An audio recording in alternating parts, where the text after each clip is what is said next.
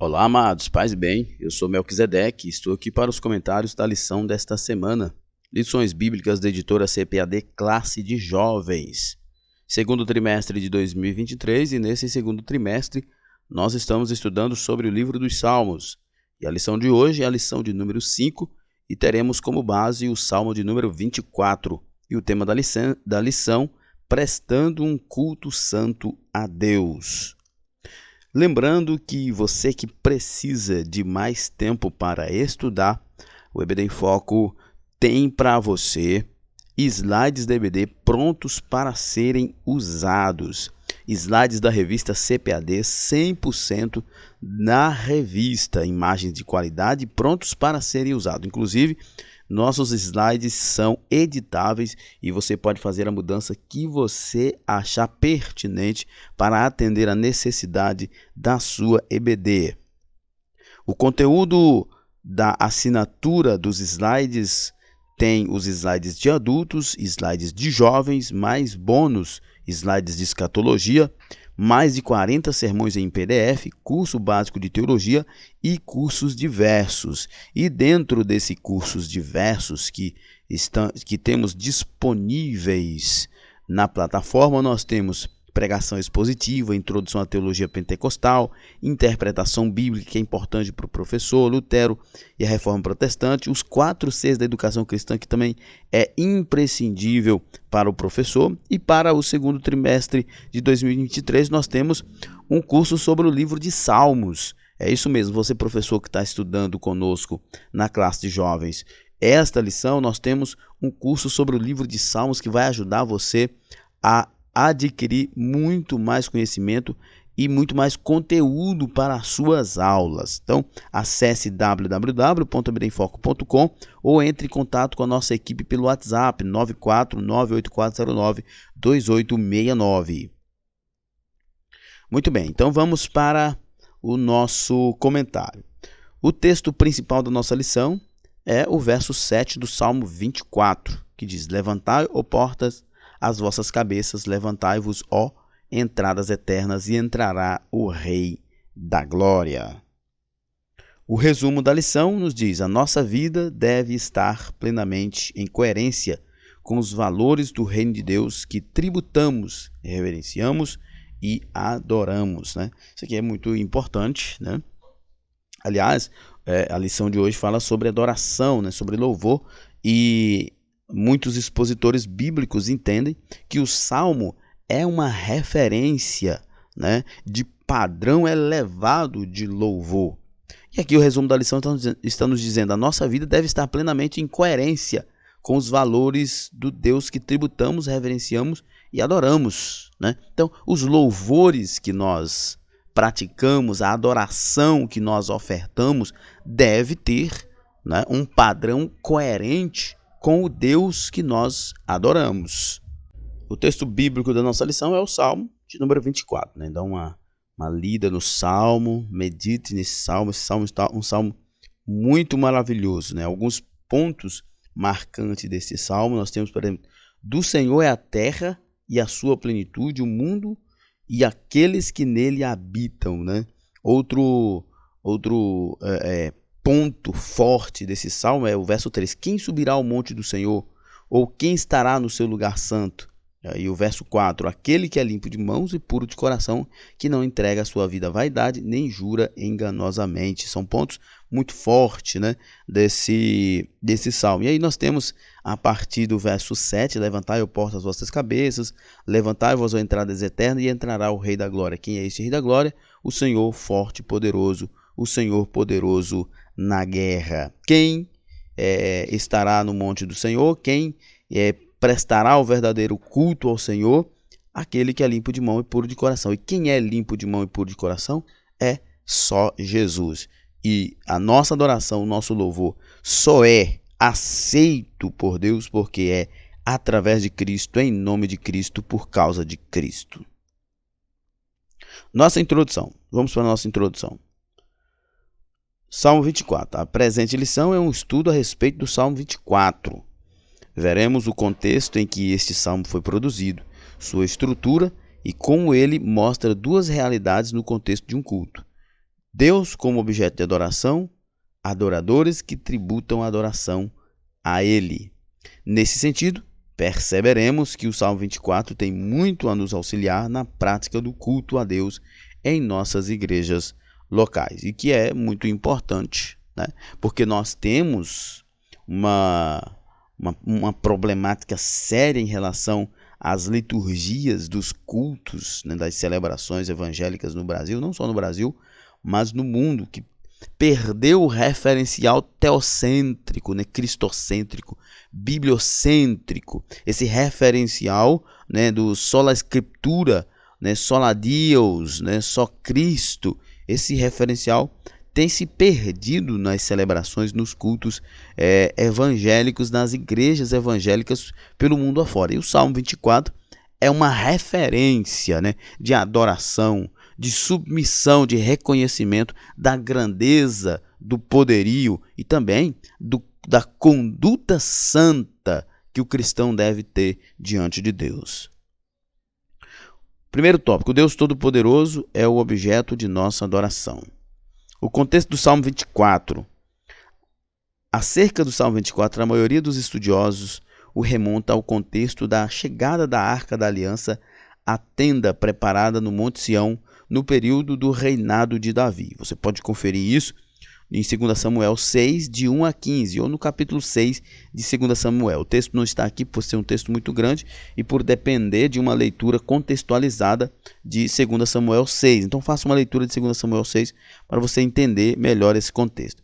É verdade também que o Salmo tem sido classificado na categoria dos messiânicos, devido à ênfase dos versículos 7 a 10, né, que fala da entrada do Rei da Glória. Muitos expositores, inclusive, associam isso a Jesus, como sendo Jesus chegando no céu, né, adentrando os céus após a ressurreição. Isso é uma possibilidade, mas não é necessariamente o que todos os expositores bíblicos concordam. Entretanto, o nosso estudo se dará na perspectiva de considerar o Salmo adequado para uma ocasião litúrgica e o quanto ele nos ajuda a cultuar a Deus de maneira verdadeira, o que é muito importante, né? Eu já tenho falado sobre isso, não só na lição de hoje que eu já falei, mas já falei em outras lições sobre a importância dos salmos, que nos traz padrões elevadíssimos de liturgia, de culto, né? E essa é a ideia do comentarista nas aplicações, né, no direcionamento do estudo de hoje. Entretanto, nosso estudo se dará na perspectiva de considerar o salmo adequado para uma ocasião litúrgica e o quanto ele nos ajuda a cultuar a Deus de maneira verdadeira. Por isso, o classificamos na categoria de salmos litúrgicos, né? São várias categorias de salmos: salmo litúrgico, salmo de doutrina, né? O salmo primeiro, por exemplo, é um salmo muito parecido com os provérbios. Nós temos os salmos de oração. O salmo 88, por exemplo, é um salmo de angústia. O Salmo 119 é um salmo de tributo à palavra de Deus e assim por diante. E o Salmo 24 é um salmo litúrgico, é um salmo de adoração. Seu apelo litúrgico nos auxilia na prática do culto moderno. Isso é importante, né? Israel tinha os salmos como os seus louvores. A igreja primitiva tinha os salmos como seus louvores e como base dos seus louvores. A igreja moderna tem abandonado os salmos como referencial de louvor e adoração a Deus.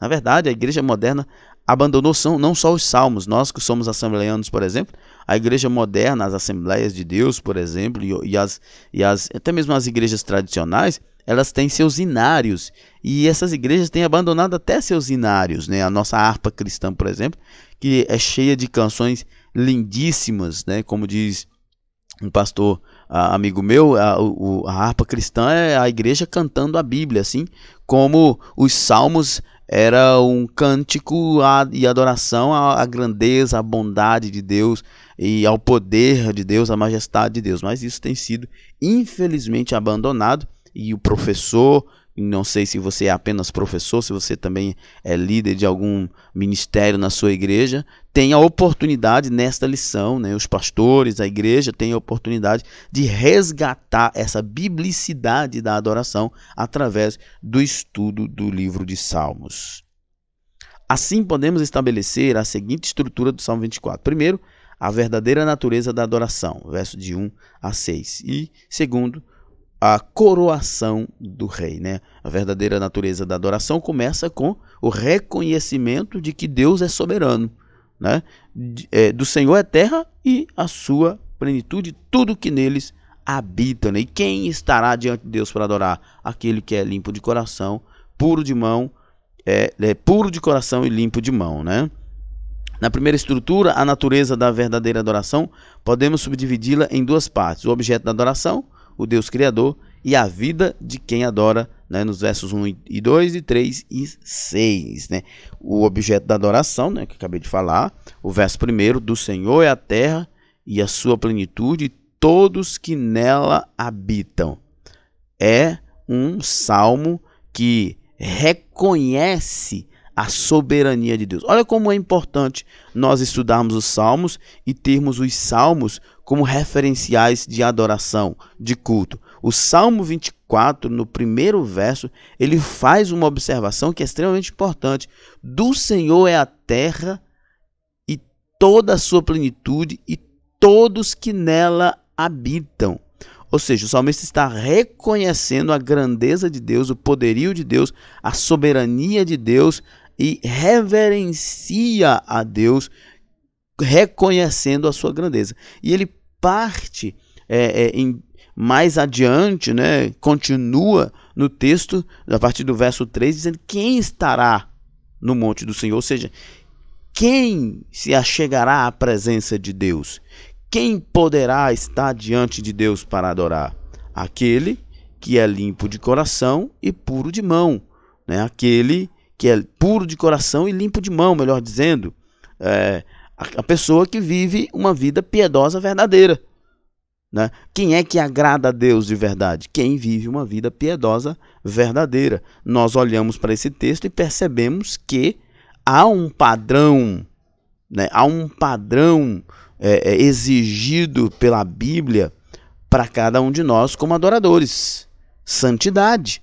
Quando fala da pureza do coração, das mãos limpas, está falando de vida santa, de um coração que não guarda rancor, não guarda mágoa, não maquina o mal, de mãos que não praticam o roubo, o assassinato, que não aponta, não julga os outros, fala de um sentido de justiça, de retidão.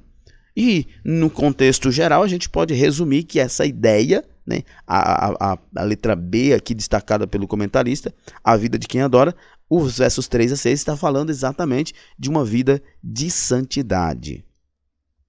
Nesse primeiro tópico abordaremos os versículos de 1 e 2 e os versículos de 7 a 10, pois dizem respeito ao objeto de adoração e de devoção e adoração do crente. Então lá, Deus é soberano. O primeiro versículo atesta que o mundo e tudo que nele habita pertence ao Senhor, né? Do Senhor é a terra e a sua plenitude, o mundo e aqueles que nele habitam, né? Nós já falamos, foi Deus mesmo quem fundou a terra, sobre os mares, estabeleceu sobre os rios. É importante que o leitor e o estudante leia Gênesis, né? Os primeiros capítulos de Gênesis, para entender a ideia da criação e compreender a soberania de Deus na criação de todas as coisas. Esse Deus é o objeto de adoração na tenda de Israel, como nós já referenciamos de 2 Samuel 6, 12 a 15, né? Ou 2 Samuel 6. Como estabeleceu o mundo e tudo o que nele há, Deus formou a nossa vida, nos forjou segundo a sua vontade. Nós somos criação direta do Deus Todo-Poderoso. É a Ele que devemos louvar e adorar. Isso aqui é sensacional, né? Diante de muitas ideologias, diante de muitas perspectivas científicas progressistas, naturalistas, que dizem que o homem é fruto de uma evolução aleatória, de amebas, de bactérias, enfim, da evolução do macaco, como outras teorias vão afirmar, nós temos aqui o Salmo 24 dizendo: do Senhor é a terra, o mundo e todos que nele habitam. Ou seja, Deus criou a terra, Deus fez os mundos e Deus fez quem neles estão. O Salmo 24 é um forte argumento contra as ideologias naturalistas e progressistas desse mundo. E aqui nós aprendemos que nós devemos confiar na palavra de Deus. E a palavra de Deus está dizendo que Deus é o Criador de todas as coisas. É a Ele que devemos prestar culto. Deus é soberano na vida do seu povo. Não somos onipotentes, onipresentes nem oniscientes, mas Deus é. Somos limitados, mas Ele é ilimitado e infinito. Nós somos, resumindo, nós somos criaturas. Por um privilégio da graça de Deus, fomos adotados e nos tornamos, fomos feitos filhos. Mas nós somos o quê? Nós somos só criatura. Nós somos só criatura de um Criador maravilhoso. A coroação do rei, versos 7 a 10. Diz assim o texto: levantai, ó portas, as vossas cabeças, levantai vós, ó entradas eternas, e entrará o Rei da Glória. Quem é este Rei da Glória? O Senhor forte e poderoso, o Senhor poderoso na guerra. Levantai, ó portas, as vossas cabeças, levantai-vos, ó entradas eternas, e entrará o Rei da Glória. Quem é este Rei da Glória? O Senhor dos Exércitos Ele é o Rei da Glória. Salmo 24, de 7 a 10. Então, vamos lá. É possível contextualizar esses versos a um chamado ao povo diante das portas da tenda que se tornou o templo. O pastor George Wood, em sua obra sobre Salmos, diz que nos versos 3 a 6, o adorador está fora do templo, mas nos versos 7 a 10, ele está dentro da área do templo. Vamos lá. É o Senhor forte e poderoso, o Rei da Glória, entrando no templo. Versos 8 a 10. Como cristãos, também aplicamos os versículos 7 a 10 à messianidade de Jesus Cristo. Nosso Senhor é o Rei da Glória, o Emanuel, isto é, o Deus conosco, o Deus que se tornou barro, que se tornou ser humano. Embora tenha sido humilhado com uma morte de cruz, Deus o exaltou soberanamente, dando-lhe um nome que é sobre todo nome, para que todo joelho se dobre diante dele e toda língua confesse que Jesus Cristo é o Senhor. Assim, o Salmo 24 nos ajuda a adorar a Deus Filho, Jesus Cristo. Eis o elemento cristocêntrico do culto cristão. É verdade, a soberania de Deus, a glória de Deus, a majestade do Senhor. Nele experimentamos um pouco do reino eterno de nosso Senhor, quando um dia será implantado neste mundo por Ele mesmo e de uma vez por todos. Segundo tópico: como se apresentar diante de Deus em um santo culto. Pureza de coração. O versículo 3 se inicia com a seguinte pergunta: quem subirá ao monte do Senhor? Em outras palavras, quem pode entrar no templo e receber a adoração do Senhor? O versículo 4 responde: o limpo de mãos, puro de coração, que não tem vaidade e nem pratica o engano. Quem poderá entrar no templo para prestar adoração a Deus e receber a bênção do Senhor? O limpo de mãos, puro de coração, que não tem vaidade nem pratica o engano. Olha só, eu já falei sobre isso no início, mas olha só como isso é importante. Todas essas características são esperadas do jovem adorador, que entra no templo para cultuar a Deus. É um tipo de vida em que o adorador renuncia ao próprio ego para entronizar a Deus em seu coração. Mateus 22, 37 diz assim: e Jesus disse-lhe: amarás o Senhor teu Deus de todo o teu coração, e de toda a tua alma, e de todo o teu pensamento. Essa é uma ideia que nós temos, e que é aceitável, pertinente, de como deve ser como deve estar a nossa vida, como deve ser a nossa conduta quando nós estamos diante de Deus. Espera-se, o salmista diz que temos que ser, vamos voltar aqui o texto para você ver, né? Cadê o texto aqui para nós ver? Deve ser limpo de mãos, puro de coração, que não tem vaidade nem pratica o engano. Por mais que nós estamos dentro de uma perspectiva de celebração, de culto, mas essas são características que se esperam do cristão no geral. Que se espera do cristão que ele seja semelhante a Cristo, né? E essas virtudes aqui, essas virtudes de pureza, nós só encontramos em Jesus. Limpo de mãos, que nunca tenha praticado nenhum tipo de injustiça, só Jesus. Puro de coração, que nunca desejou o pecado, só Jesus. Que não tem vaidade, só Jesus. Que não pratica o engano, nunca enganou ninguém, só Jesus. Todos os outros seres humanos da face da terra já quebrou esses mandamentos, já ignorou essas verdades. E aí, você me pergunta, Melk, como é que fica se o texto está dizendo que nós temos que ter esse padrão de santidade? Mas o que acontece, irmãos, é que esse padrão de santidade, ele é adquirido a partir da fé em Jesus, não do nosso mérito. Eis um ponto que é importante. Por isso que lá no início eu disse, quem é puro de coração, limpo de mão, que não entrega a alma à vaidade, que não pratica o engano? Quem? Jesus. E o cristão, para alcançar esse padrão? Em Jesus, através de Jesus. Não adianta você ter uma vida mais esforçada. A vida mais esforçada, mais dedicada, vai ser apenas legalismo, apenas religiosidade, se não for em nome de Jesus e por causa de Jesus. Um estilo de vida que tem consequências práticas para fora da área do templo. Essa deve ser a conduta do cristão. Aliás, que o professor pode explorar isso aqui com seus alunos, e é muito importante. O que nós fazemos fora do templo é mais importante do que o que nós fazemos dentro do templo. O que nós fazemos dentro do templo geralmente é reflexo do que nós vivemos fora do templo. É por isso que muitas vezes muitas pessoas estão nas igrejas, nos templos, nas celebrações, e elas choram, cantam, se alegram porque estão cheias de Deus.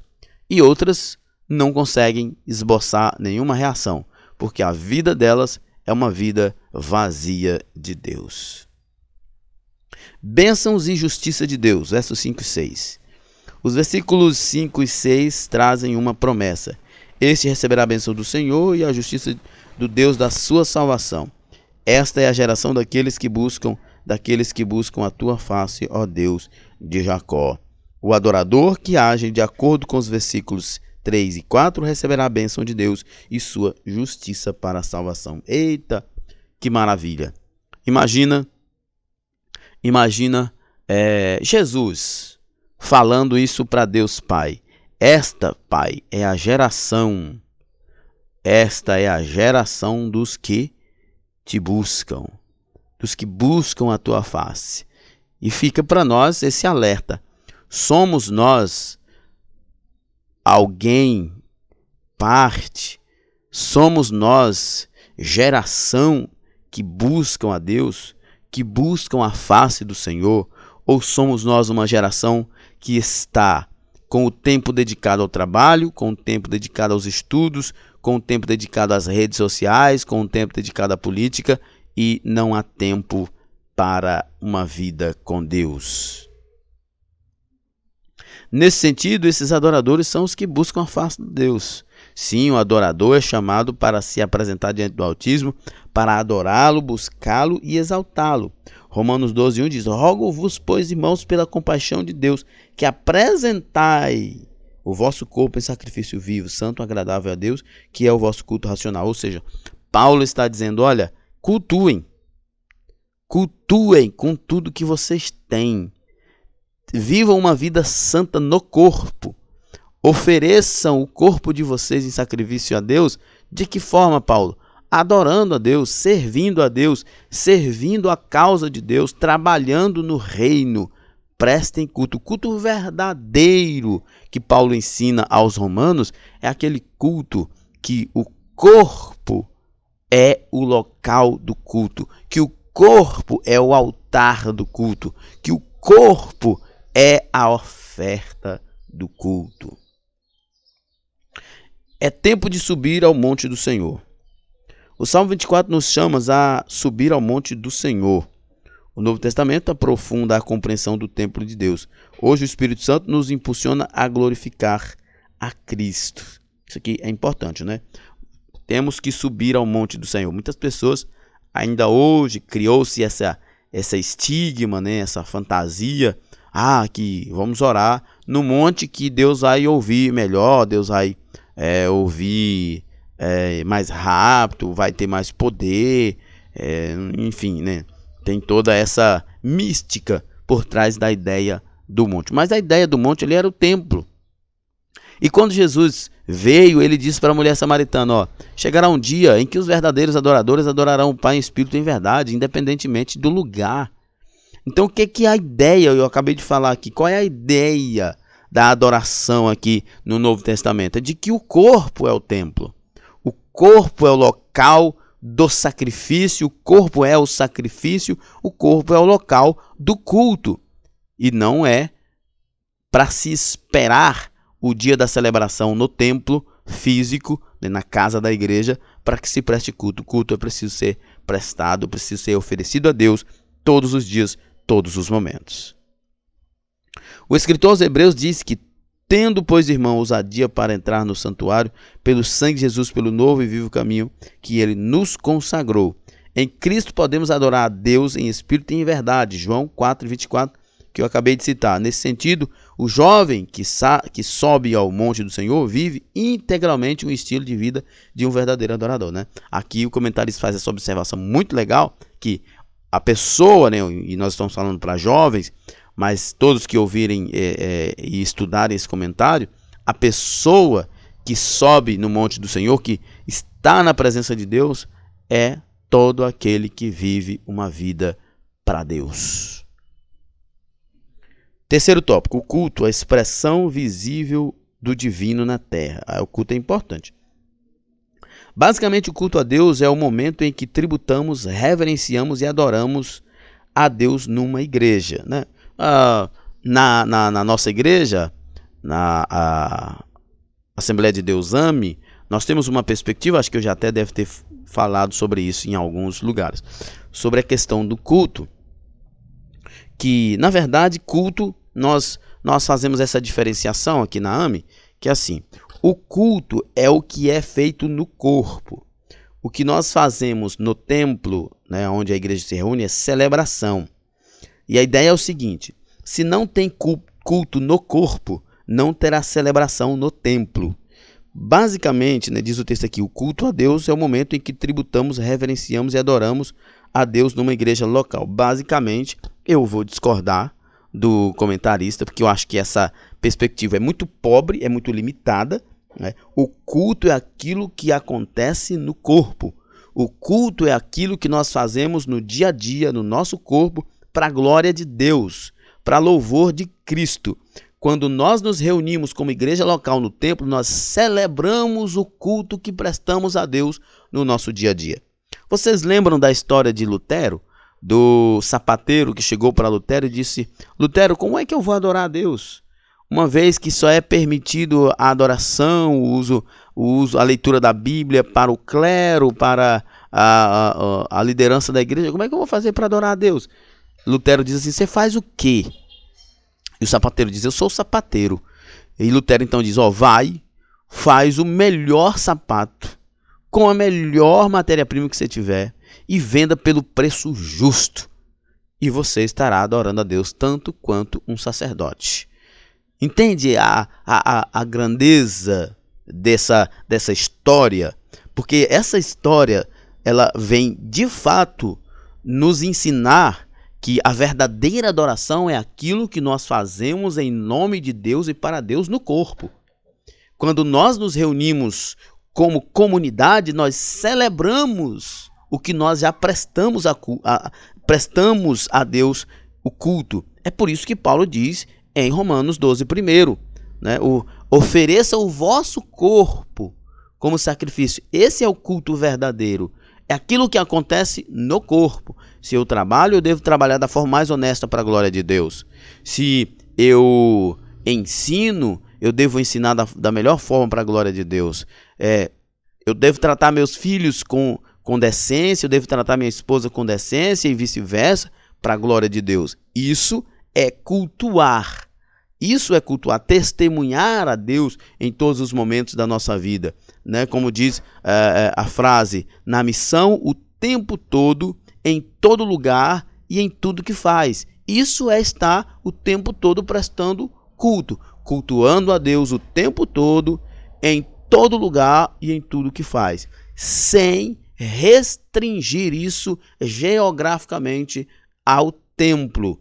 O lugar de culto é o corpo. O templo é o lugar de celebrar o culto que foi feito no corpo. Embora os cristãos entendam teológica e doutrinariamente que a adoração não mais está restrita à área geográfica, desde os primórdios nos reunimos no local visível para cultuar a Deus e cumprir as duas ordenanças de nosso Senhor, o batismo e a ceia. É óbvio que é o momento o ápice da nossa reunião para celebrarmos. Nesse momento entendemos que Deus se encontra conosco em culto, pois o louvamos, intercedemos, esperamos que Ele fale conosco por meio de exposição da palavra de Deus e experimentamos o compartilhamento dos dons espirituais para a nossa edificação. Isso é celebração. O culto está relacionado a sacrifício e o sacrifício é o próprio corpo. Logo, o culto cristão é um momento de grande devoção espiritual de maneira congregacional.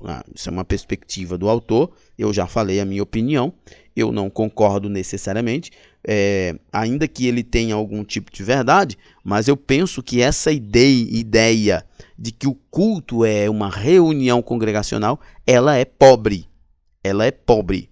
O culto está diretamente relacionado a prestar serviço, a prestar adoração, a prestar um sacrifício. E se nós esperarmos apenas os momentos de celebração, de encontro comunitário, congregacional para isso, nós vamos viver uma vida dualista e isso é um problema sério.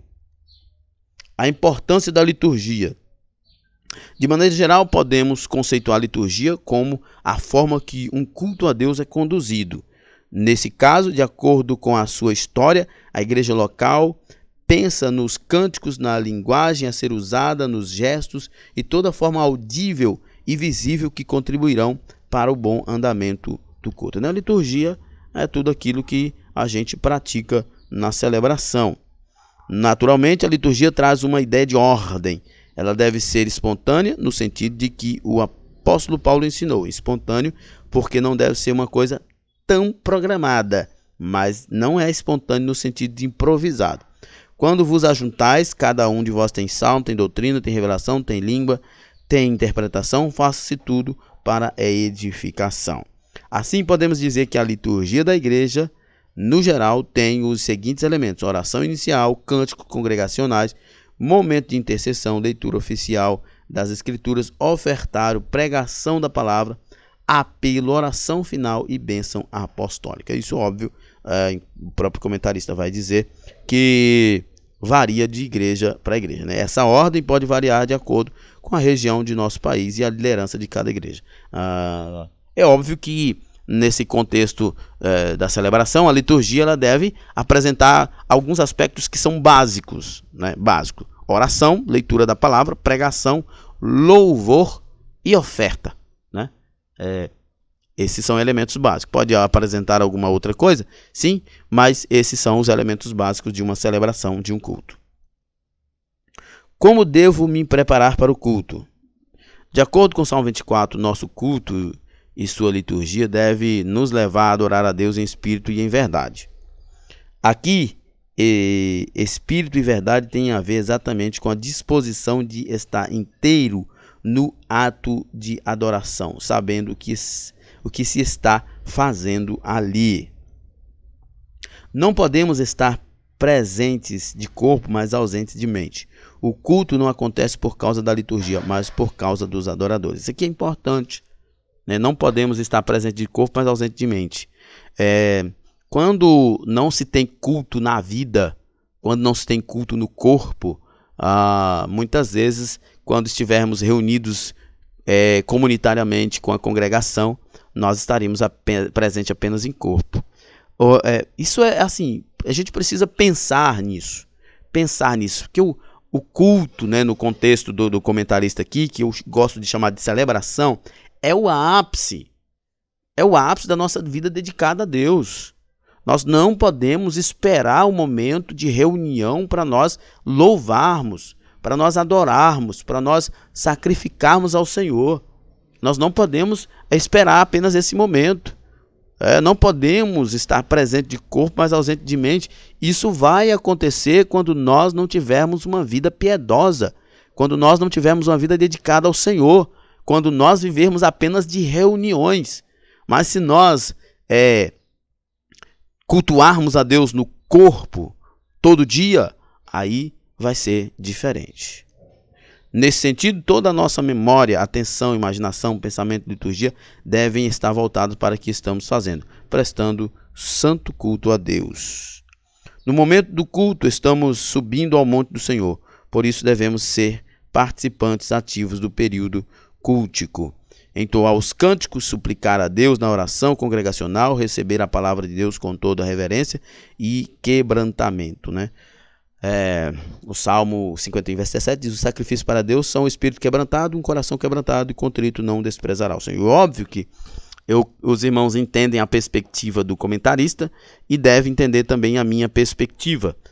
Eu penso que o comentarista está restringindo muito, né? E isso, para mim, historicamente, pelo que eu vivi, eu nasci na Assembleia de Deus, tornei obreiro na Assembleia de Deus, meu pai já era obreiro, já dirigia congregação, hoje estou como vice-presidente de uma igreja e, historicamente, estudando e congregando e compartilhando com outras pessoas, uma ideia de culto restrita ao templo, ela é pobre.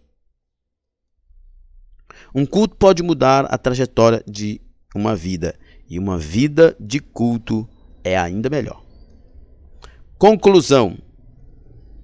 O Salmo 24 mostrou que Deus é o objeto de nossa adoração e que nós vivemos para adorá-lo. Nesse sentido, temos um compromisso ético com Deus e com nós mesmos que expressa a nossa vida de culto a Deus. O momento em que passamos em comunhão adorando ao Senhor em espírito e em verdade pode alterar por completo a trajetória da nossa vida. Portanto, cultuar a Deus com os nossos irmãos se torna o melhor ato do mundo, né? É um ato maravilhoso, né? O escritor aos Hebreus diz que nós não devemos deixar de congregar. Estarmos reunidos em comunidade é algo substancial, que aliás, né, é importante a gente dizer isso. Muitas pessoas dizem: eu sou igreja. Não, eu não sou igreja. Nós somos igreja. É por isso que é importante que haja as reuniões comunitárias, haja as reuniões nas congregações locais, porque eu sozinho não sou igreja. Nós somos igreja, mas eu sozinho posso prestar culto no dia a dia, no meu corpo. E quando nos reunirmos comunitariamente, nós celebraremos. Eu prestei culto no meu corpo, meu irmão prestou culto no seu corpo, no seu dia a dia, a minha irmã também. E quando nós nos reunirmos, terá uma grande festa de adoração ao Senhor. Muito bem, lembrando você que faz uso do slide da CPAD produzido aqui pelo ebdenfoco.com, tire uma foto quando você estiver ministrando e envie para nós aqui no nosso Instagram ou no nosso WhatsApp. O WhatsApp é o 94DD 984092869. Ou acesse o site para conhecer mais do ebdenfoco.com. Lembrando do conteúdo da nossa assinatura, né, os slides de adultos, slides de jovem, os slides de escatologia, os sermões em PDF, curso básico de teologia e curso diverso, incluindo o curso de salmos e curso de capacitação para professores. Muito bem, chegamos ao final de mais um comentário. Que Deus em Cristo nos abençoe e até a próxima. Paz e bem a todos.